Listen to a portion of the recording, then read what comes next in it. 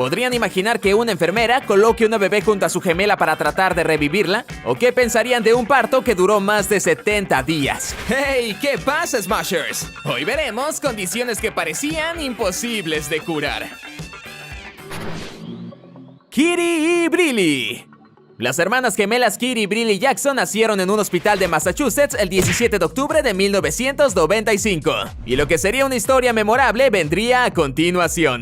Estas gemelas nacieron 12 semanas prematuras y cada una apenas pesaba 1 kilogramo. Cuando fueron puestas en incubadoras separadas, la salud de Briley empezó a deteriorarse. La enfermera encargada, Gail Kasparian, hizo todo lo posible para que esta mejorara. Ella la tomaba y la abrazaba, o dejaba a sus padres hacerlo, además de otras maniobras médicas como aspirar el moco de su nariz. Pero nada parecía funcionar. Es entonces cuando Gail recordó una práctica poco común que había escuchado en Europa, pero que iba en contra de las reglas del hospital. Ella puso a Briley en la misma incubadora que su hermana gemela Kiri. Casi inmediatamente, Briley se aferró a Kiri. Con el tiempo, Briley empezó a respirar más fácilmente y su color de piel era mucho mejor. Un fotógrafo local fue el que tomó la muy famosa foto donde Briley está abrazando a su hermana, volviéndose viral. Después de esto, ambas gemelas se desarrollaron perfectamente, cambiando así algunas guías de cuidados en gemelos prematuros y dejando una hermosa historia a su paso. Joanna Chris Tonick.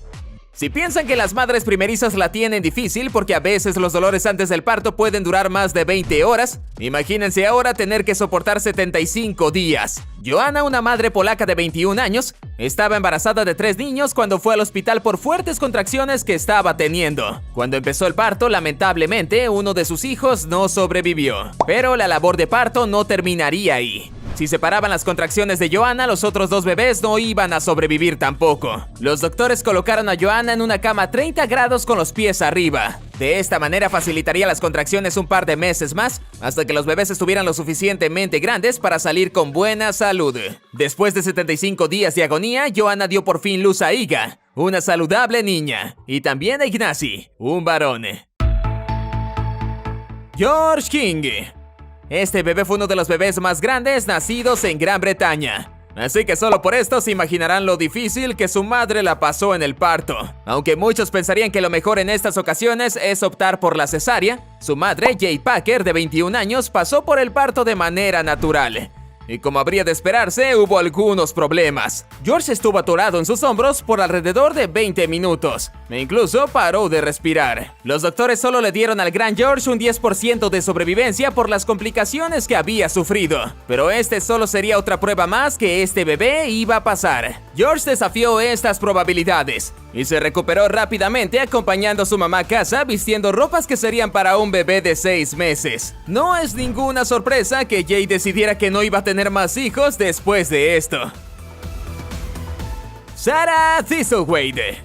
Esta mamá se iba a enfrentar a uno de los grandes desafíos de los médicos que muchas veces se tornan peligrosos, y esta no sería la excepción. Sarah estaba embarazada de gemelos monoamnióticos, lo que significa que comparten la misma placenta y saco amniótico. Lo complicado de estos tipos de embarazos es que el cordón umbilical tiende a enredarse entre los fetos y causar asfixias, ya que pueden rodear el cuello. Dado esta situación, los médicos de Sarah ordenaron que pasara 58 días en el hospital de Akron para hacer un correcto seguimiento del embarazo antes de la cesárea. Afortunadamente, la cesárea fue todo un éxito, y cada bebé pesaba alrededor de 5 libras. Lo curioso de este caso es ver cómo los bebés salieron, con sus manos agarradas entre sí, y gracias a un fotógrafo el instante pudo ser capturado, inmortalizando a estos 2 gemelos que luchaban desde el vientre de Sarah. Abigail Jones. Cuando Erika estaba embarazada, los médicos le dijeron que su hija Abigail Jones tendría síndrome de Down y que lamentablemente no viviría mucho debido a un tumor alojado en su cerebro. Dada la complicada situación de su hija, Erika y su esposo Stephen sabían que tenían todo en contra, por lo que decidieron disfrutar por el poco tiempo que viviera su hija. Hasta alcanzaron a hacer una sesión de fotos completa y planear el funeral. Pero la historia no terminaría ahí. El jefe de neurología Alan Cohen del Hospital de Niños de Boston creía que el tumor era operable, por lo que procedió después de que naciera a realizar la operación, que tardó alrededor de 6 horas. Finalmente el tumor se extrajo completamente, y 3 días después Abigail regresó a casa con sus padres. sin rastros de la masa que estaba amenazando su vida. Además, un análisis del tumor después de la extracción reveló que era benigno, por lo que la felicidad fue el doble para sus padres. Elaina Nigrelli. Esta pequeña hija de Erika Nigrelli nos imaginaba que mientras ella abría los ojos por primera vez al mundo, su mamá estaba luchando por no cerrarlos. Erika, que era profesora, tenía 36 semanas de embarazo cuando en un salón de clases se desmayó.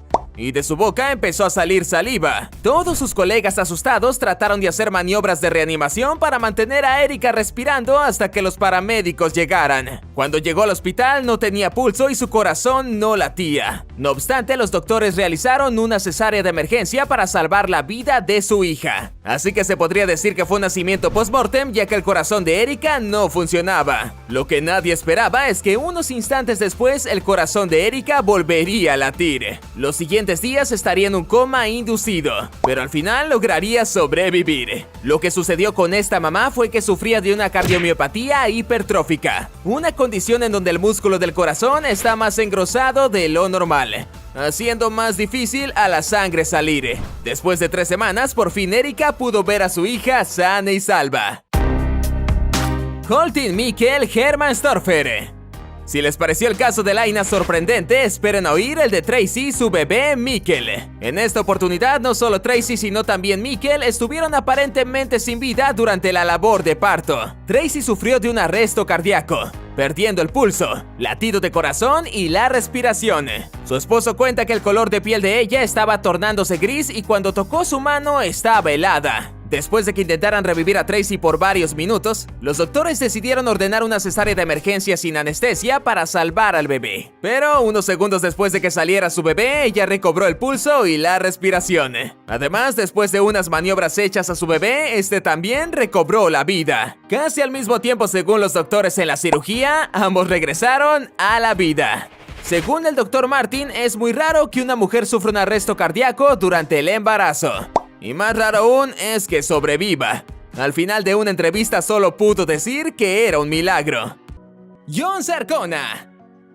Este adolescente de 16 años tiene uno de los peores casos de escoliosis y cifosis registrados en una persona tan joven. Para los que no están familiarizados con términos médicos, escoliosis y cifosis hace referencia a la curvatura de su columna vertebral, que en el caso de Jon ha llegado a unos extremos impensables. La columna de Jon estaba tan curvada que llegó el punto que los huesos estaban presionando sus órganos internos, haciéndole, por ejemplo, más difícil respirar por la compresión hacia sus pulmones. Aunque cuando era niño se había sometido a varias cirugías, ninguna de estas pareció funcionar. Fue hasta cuando sus padres conocieron al Dr. Lawrence Lang, un cirujano de columna del Hospital Presbiteriano de Nueva York, que se arriesgaron a una cirugía más. La idea del doctor era extraer 2 vértebras que formaban la curvatura y unir los extremos para así eliminar la cifosis. La cirugía fue todo un éxito, y yo no podía creer cómo se veía. Un año después, los resultados eran más visibles cuando usó su traje normal de graduación, algo que pensó que nunca iba a poder realizar.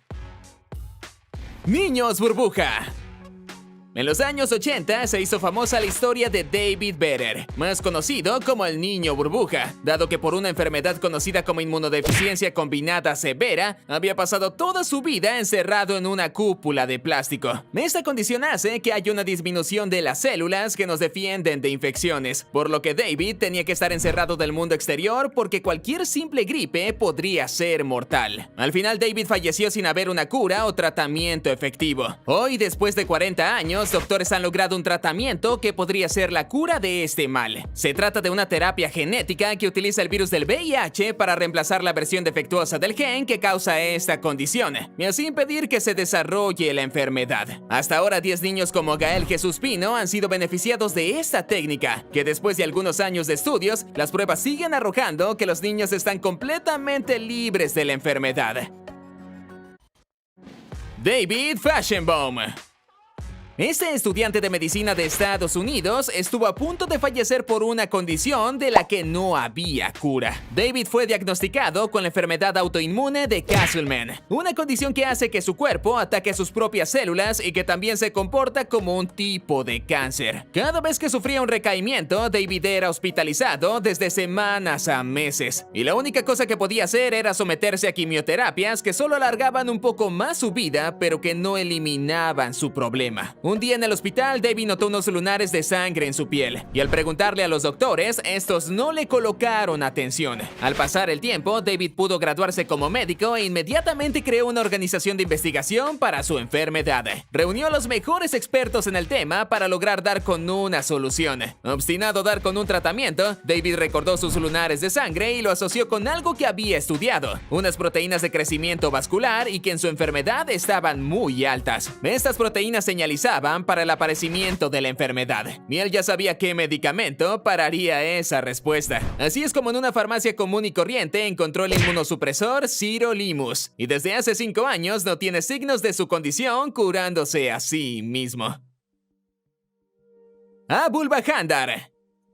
Este hombre de 27 años es una de las 4 personas en el mundo que se conocen como los hombres árboles. Este nombre es dado ya que las lesiones en manos y pies recuerdan al tronco de árboles, y cuando la condición está muy avanzada y extrema, pueden hacer que la persona no pueda caminar o se le imposibilite totalmente el agarre de objetos. Abul estaba desesperanzado. Sin embargo, después de varias donaciones, pudo someterse en el Hospital Universitario Médico Dhaka a 24 cirugías para remover las lesiones. Después de varias horas, los doctores lograron quitar cerca de 5 kilogramos de lesiones, y el resultado asombró al mundo. Abul tiene que seguir con atención continua médica, ya que su condición es muy fácil que vuelva a aparecer. Sin embargo, los doctores son optimistas y creen que las cirugías junto a medicamentos pudieran disminuir el número de lesiones. Cheryl Howe. Aunque no lo crean, esta mujer dice haberse quitado un peso de encima gracias a su cáncer. ¿Cómo lo oyen? Cheryl Howe había batallado con el síndrome de ovario poliquístico desde que tenía 12 años, una condición que se manifiesta en ella a través de crecimiento excesivo de vello facial, teniendo que empezar a afeitarse desde esa edad. Según ella, gastaba alrededor de $2,000 al año en cuchillas de afeitar y ya estaba cansada. Además de esto, toda su adolescencia sufrió de burlas en la escuela por sus mismas compañeras, y cuando ya era mayor tuvo problemas consiguiendo trabajo por su apariencia. Para terminar las malas noticias, en 2014 Cheryl fue diagnosticada con cáncer de útero y tuvo que empezar de inmediato terapias para el crecimiento del tumor. Y aunque todo parecían malas noticias, Cheryl notó que el tratamiento no solo estaba funcionando para su cáncer, sino que el vello facial crecía cada vez menos. Hoy en día afirma que gracias a su cáncer pudo deshacerse de su gran problema de autoestima y ya no necesita comprar más cuchillas de afeitar. Layla Richards.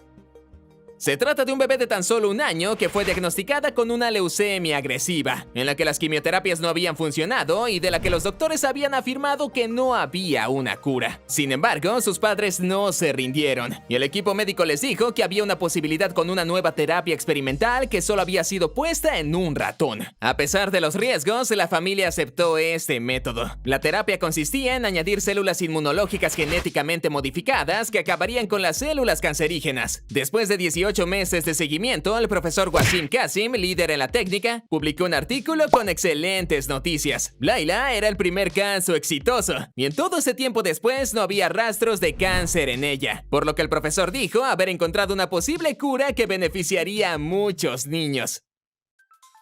Ray Brown.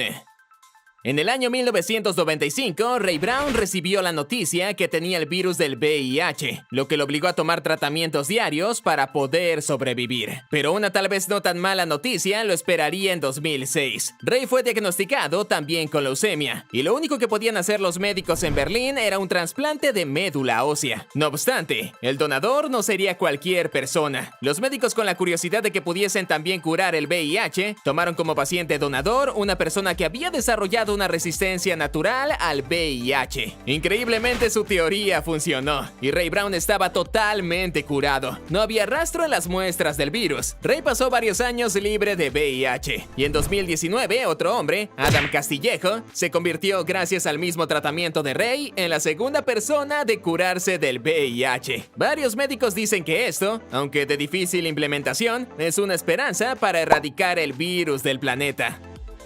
Y bien, Smashers, un nuevo video llega a su fin. Y con este creo que mi esperanza en la humanidad ha regresado. Déjenme saber en los comentarios cuál de estas historias les sorprendió más. Les dejo por supuesto otros 2 geniales videos que pueden pasar a ver ya mismo.